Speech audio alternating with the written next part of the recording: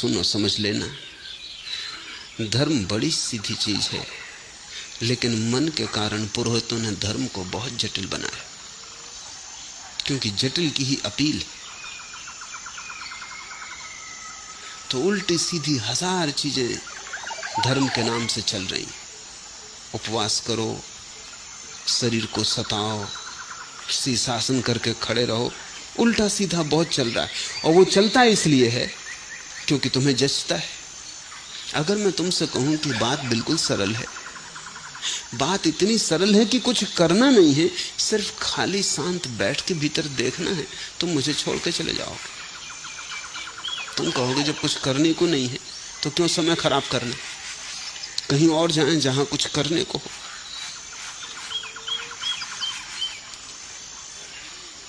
100 गुरुओं में 99 जटिलता के कारण जीते। वो जितने दांव पेंच तुम्हें बता सकते हैं उतने बता देते, और दांव पेंच में तुम उलझ जाते हो, मन बड़ा रस लेता है, पहुंचते कभी भी नहीं पहुंचते। तो गुरु कहते पहुंचना कोई इतना आसान है, जन्मों जन्मों की यात्रा। नहीं पहुंचते तो गुरु समझाते हैं कि तो कर्मों का बड़ा जाल है, कहीं इतने जल्दी होने वाला है। कभी हुआ है ऐसा? जन्मों जन्मों तक लोग चेष्टा करते हैं, तब होता है। अब दूसरे जन्म में इन्हीं गुरु से मिलने का उपाय तो है नहीं।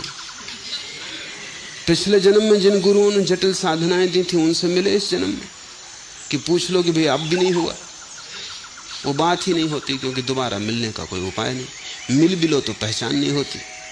तुम खुद को भूल गए हो, तुम्हारे गुरु भी अपने को भूल गए। इसलिए धंधा चलता है, जटिलता पर सारा खेल। तुम समझो इसे,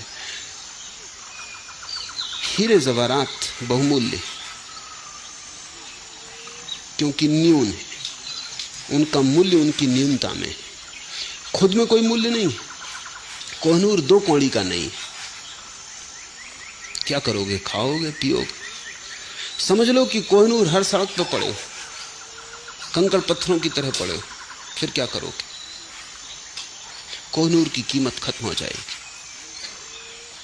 दुनिया भर में हीरे जवाहरात जितने हैं उतने बाजार में लाए नहीं जाते, क्योंकि बाजार में लाने से उनकी कीमत गिर जाएगी। बड़े बड़े भंडार हैं हीरे जवाहरातों के, उनको रोक के रखा जाता है, और धीरे धीरे बहुत कम संख्या में हीरे जवाहरात बाहर निकाले जाते, क्योंकि अगर उनको सारा का सारा निकाल दिया जाए तो उनकी कीमत ही मिट जाए। इसी वक्त उनकी कीमत उनकी न्यूनता में। कोहिनूर एक है इसलिए मूल्यवान। क्या कारण होगा इसके मूल्य का?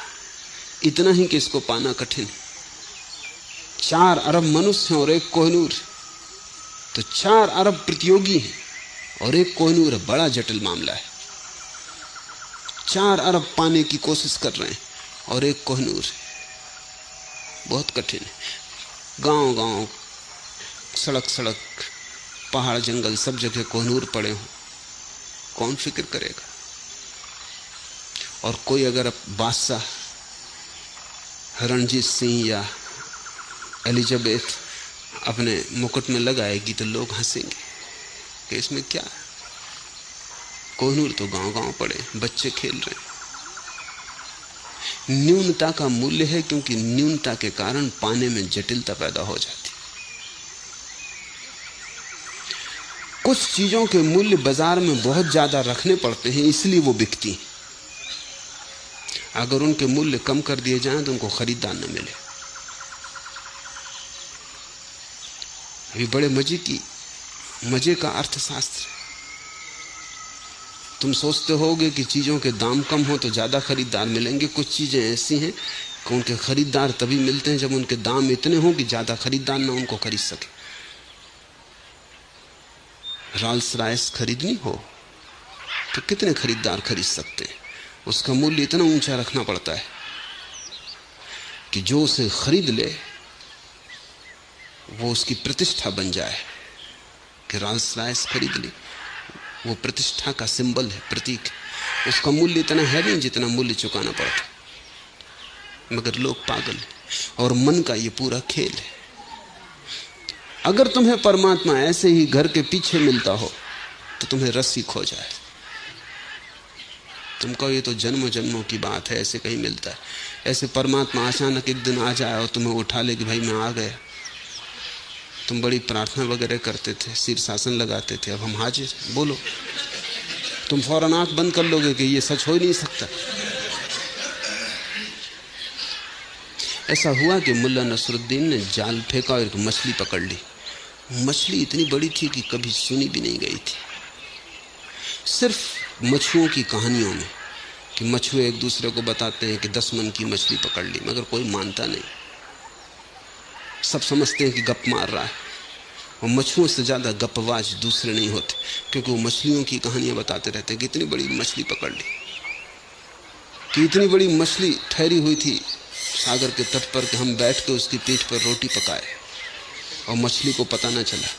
जब तक मछली को पता चला तब तक हमारी रोटी पक गई, भोजन कर चुके, तब वो हिली।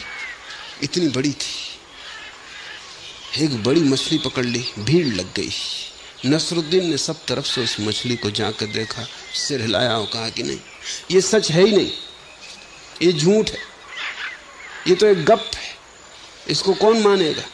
उसने कहा भाइयों मुझे सहायता तो इसको सागर में फेंक देने दो, ये मछली है ही नहीं, ये एक झूठ है।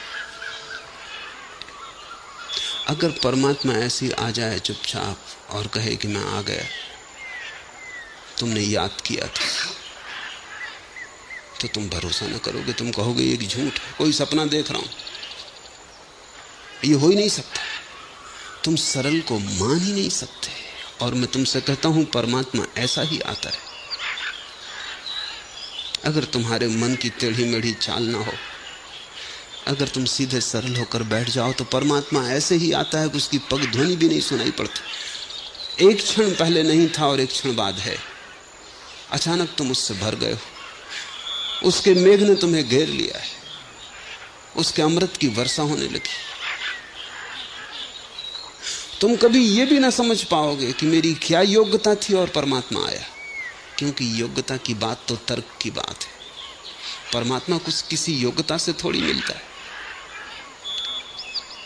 तुम कभी समझ ही ना पाओगे कि मेरी पात्रता क्या थी, मैंने क्या किया था जिसकी वजह से परमात्मा मिला, क्योंकि करने से थोड़ी ही परमात्मा मिलता है। वो तुम्हें मिला ही हुआ है, तुम्हारे करने के पहले मिला हुआ है, तुम्हारे होने के पहले मिला हुआ है। तुम उसे खो ही नहीं सकते। मन की टेढ़ी मेढ़ी चाल कि तुम्हें लगता है खो गया, फिर खोज का सवाल उठता है। जिसे कभी खोया नहीं उसे तुम खोजने निकल जाते। जिस दिन परमात्मा मिलता है उस दिन प्रसाद रूप अकारण मिला ही हुआ है। तुम जरा बैठो, तुम दौड़ो मत, तुम थोड़े मन को विसर्जित करो, तुम मन की मत सुनो, तुम मन के धुएं से जरा अपने को मुक्त करो और पार ले जाओ। तुम जरा मन की घाटी से हटो, थोड़ा सा फासला मन से, और परमात्मा से सारी दूरी मिट जाती। इसे हम ऐसा कह सकते हैं कि जितना मन के पास हो तुम, उतने परमात्मा से दूर, जितने मन से दूर उतने परमात्मा के पास। बस ऐसा ही सीधा साफ गणित है। जितने मन से दूर उतने परमात्मा के पास। जिस दिन मन नहीं उस दिन तुम परमात्मा हो। परमात्मा को तुमने खोया नहीं है, मन को तुमने पा लिया है, यही तुम्हारी अड़चन। चलत कत टेढ़ो टेढ़ो रे, नौ द्वार नरक धरी मुंदे, तू दुर्गंध को बेड़ो रे। क्यों इतना तिरछा चलता है और क्यों इतनी अकड़? क्योंकि अकड़ के कारण लोग तिरछे तिरछे चलते। पैसा मिल जाए तो आदमी अकड़ के चलता है, इलेक्शन में जीत जाए तो देखो पैर जमीन पे नहीं पड़ते, तिरछा तिरछा चलता है। कबीर कह रहे हैं कि तेरी अकड़ का कोई कारण समझ में नहीं आता, नाहक ही अकड़ा हुआ है। अगर सच्चाई कहनी है तो अकड़ का तो कोई भी कारण नहीं है। 9 द्वार नरक धरी मुंदे, तेरे ही 9 द्वारों के कारण नरक में गिरेंगे।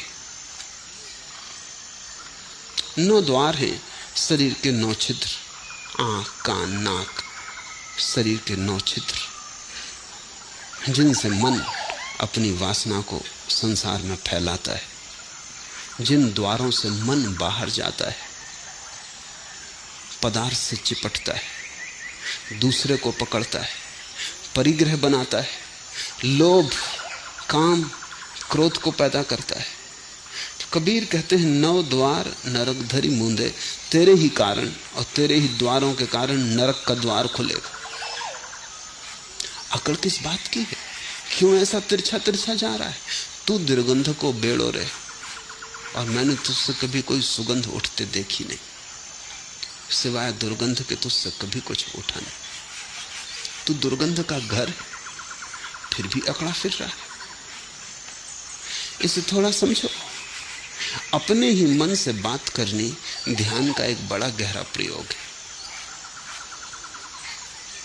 जब तुम अपने मन से बात करने लगते हो तो फासला हो जाता है। जब तुम अपने मन से बात करते हो तो मन वहां, तुम यहां।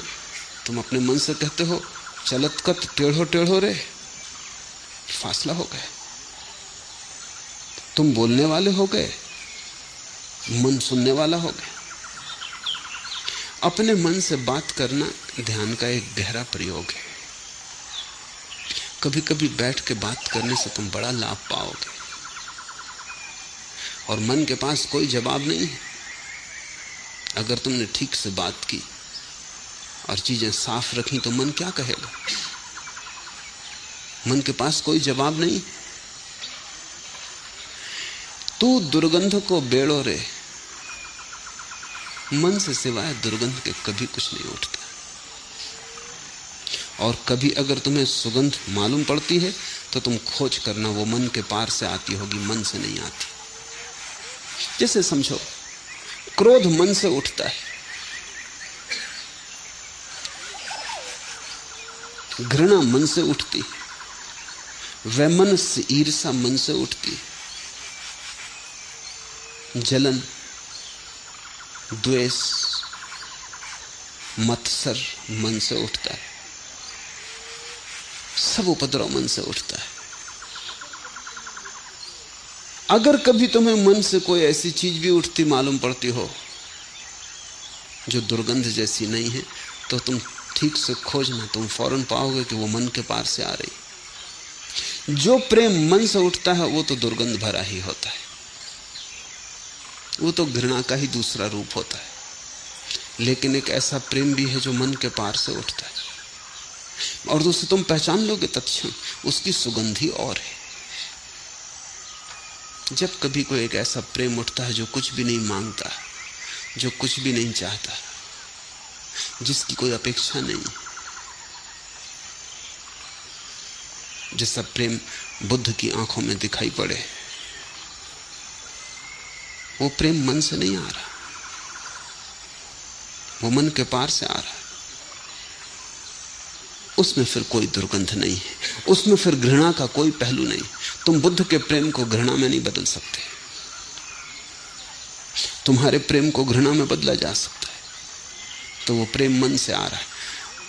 तो क्या हुआ मापदंड? मापदंड ये हुआ कि जो भी चीज अपने से विपरीत में बदली जा सके वो मन से आ रही है, और जो अपने से विपरीत में न बदली जा सके वो मन के पार से आ रही। ये क्राइटेरियन हुआ, ये निकस हुआ, इस पे तुम कस लेना। तुम किसी को प्रेम करते हो, एक स्त्री को प्रेम करते हो, आज सुंदर है, कल बूढ़ी हो जाएगी, फिर भी प्रेम करोगे, ऐसा ही प्रेम करोगे। आज स्वस्थ है,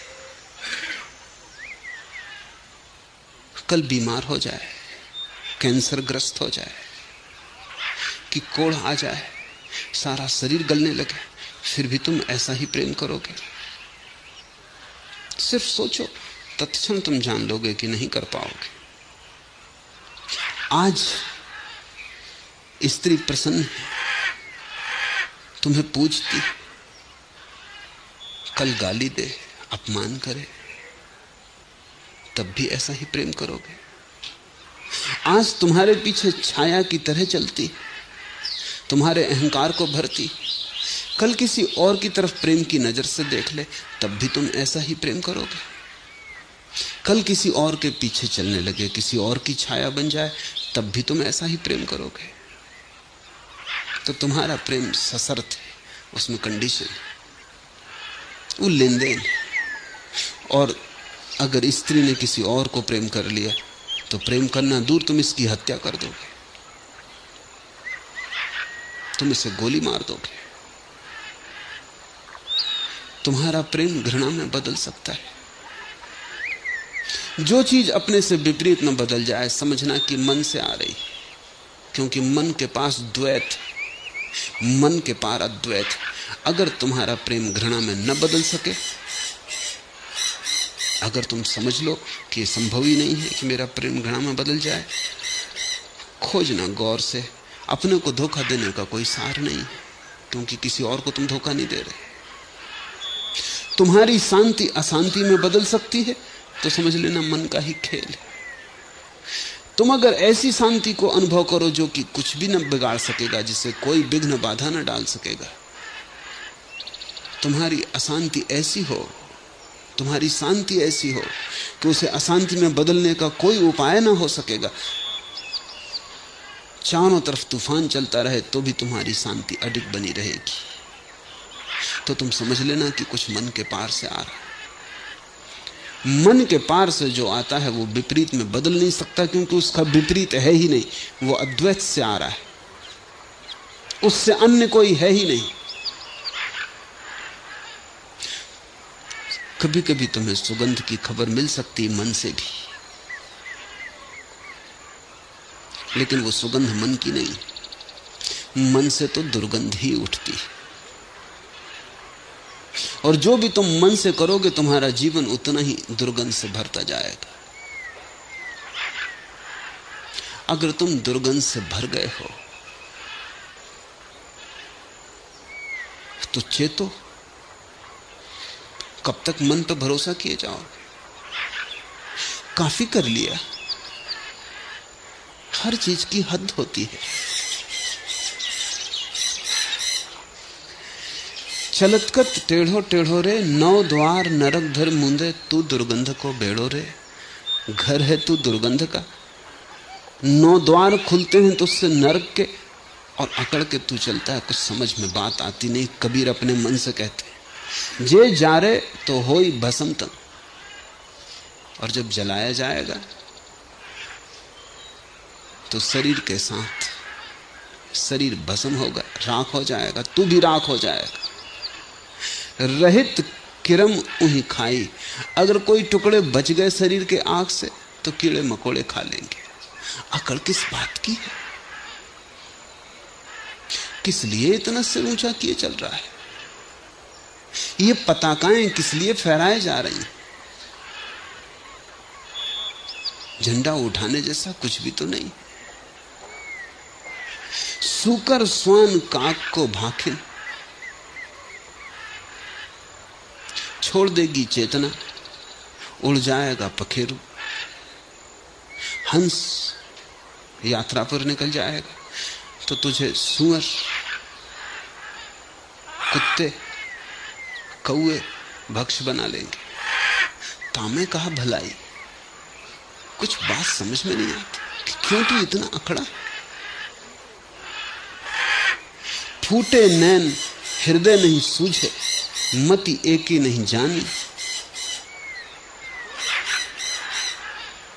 तेरे कारण पाया तो कुछ भी नहीं, खोया बहुत। और बड़ी से बड़ी चीज जो खो दी है मन के कारण, वो है फूटे नैन हृदय नहीं सूझे। मन ने कब्जा कर लिया है इतनी तीव्रता से कि हृदय को बिल्कुल अलग ही तोड़ दिया है। मन की आंख सजग है और हृदय की आंख मन ने बिल्कुल अंधी कर दी, जैसे आंख पर तेजाब डाल दी हो हृदय की। फूटे नैन हृदय नहीं सूझे, जिससे मिला तो कुछ नहीं, पाया तो कुछ नहीं। हृदय के नैन तूने फोड़ डाले, तूने कब्जा कर लिया आंखों पर। तू एकाधिकारी हो गया, मोनोपोलिस्ट। तू कहता है हमसे ही देखो, और मन समझाता है कि हृदय अंधा है, देखना है तो हमसे देखो। मन कहता है प्रेम अंधा है, देखना है तो हमसे देखो, नहीं तो भटक जाओगे। और प्रेम एकमात्र आंख है, मन अंधा कहता है। मन तुम्हें हृदय की नहीं सुनने देता। जब तुम सुनते ही नहीं बड़े बड़े लंबे लंबे समय तक, तो धीरे धीरे हृदय की आवाज धीमी धीमी धीमी धीमी पड़ती जाती। और मन का शोरगुल इतना है कि वो आवाज सुनाई नहीं पड़ती। थोड़ा मन विदा हो, तुम्हारी थोड़ी दूरी बढ़े, तो पहली दफे तुम्हें पता चलेगा तुम्हारे भीतर हृदय भी है। और हृदय यानी एक अलग ही लोक, हृदय यानी एक नया ही आयाम, जीवन को जानने पहचानने की एक नई कीमिया। तुम नए ही हो जाओगे जब तुम हृदय से देखोगे। वही चीजें जो तुमने मन से देखी थी, वही चीजें तब तुम हृदय से देखोगे, तुम पाओगे बात ही बदल गई। अगर तुम मन से परमात्मा को देखोगे तो पत्थर से ज्यादा दिखाई नहीं पड़ेगा। अगर हृदय से तुम पत्थर को देखोगे तो परमात्मा से अन्यथा नहीं दिखाई पड़ेगा। जिन्होंने पत्थर की मूर्तियां बनाई हैं परमात्मा की, उन्होंने बनाई होंगी हृदय से, उन्हें परमात्मा दिखाई पड़ा। तुम भी जाते हो उसी मंदिर में, तुम्हें पत्थर दिखाई पड़ता है।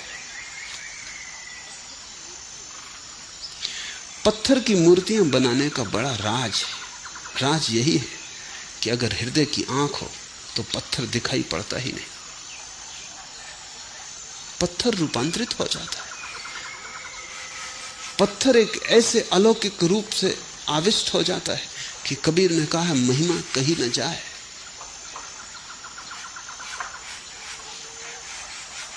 पत्थर तो तिरोहित हो जाता है, पत्थर में प्रकट हो जाता है परमात्मा, क्योंकि वो सब जगह भरा है, जगह जगह छिपा है। जरा खोदने की बात है, जैसे पानी जगह जगह छिपा है, जरा खोदा कि कुआं बन गया। लेकिन वो खुदाई हो सकती है हृदय के उपकरणों से। हृदय जोड़ता है, मन तोड़ता है। मन खंड खंड करता है, हृदय अखंड करता है। मन का सूत्र है विश्लेषण, एनालिसिस। हृदय का सूत्र है संश्लेषण, सिंथेसिस। जहां चीजें खंड खंड हैं, हृदय वहां अखंड देखता है, और जहां चीजें अखंड हैं वहां मन खंड खंड देखता है। हृदय जब परिपूर्ण रूप से सक्रिय होता है तो सारा अस्तित्व एक हो जाता है। कबीर कहते हैं, पाया तो तुझसे कुछ भी नहीं, फूटे नैन हृदय नहीं सूझे। आंख फोड़ दी तूने, दृष्टि मिटा दी तूने, और हृदय की सारी सूझ खो गई। प्रेम के पंख काट डाले तूने, प्रार्थना का उपाय न छोड़ा। यही तेरी उपलब्धि है। मति एक नहीं जानी, और प्रज्ञा की एक किरण तूने नहीं जानी, और न तूने जानने थी। मति का अर्थ है प्रज्ञा, परम ज्ञान, उसकी झलक। मन ने बहुत ज्ञान इकट्ठा कर लिया है, लेकिन उस ज्ञान में मति की जरा भी झलक नहीं है। बहुत जानता है मन, और कुछ भी नहीं जानता। बड़ा संग्रह है ज्ञान का, शास्त्र, शब्द, सिद्धांत, लेकिन प्रतीति का एक कण भी नहीं है। और प्रतीति ही एकमात्र प्रज्ञा है, अपना ही अनुभव एकमात्र ज्ञान है। तो मन तोते की तरह है, रटन लगाए रखता है, दोहराता रहता है, बांसा उधार। कबीर कहते हैं, मति एके नहीं जानी। इसके दो अर्थ हो सकते हैं कि मति की एक भी किरण न जानी। इसका एक अर्थ भी हो सकता है कि उस एक के संबंध में कुछ भी न जाना। बहुत के संबंध में जान लिया और एक के संबंध में कुछ भी जाना जाना। और एक ही असली जानना है। उपनिषदों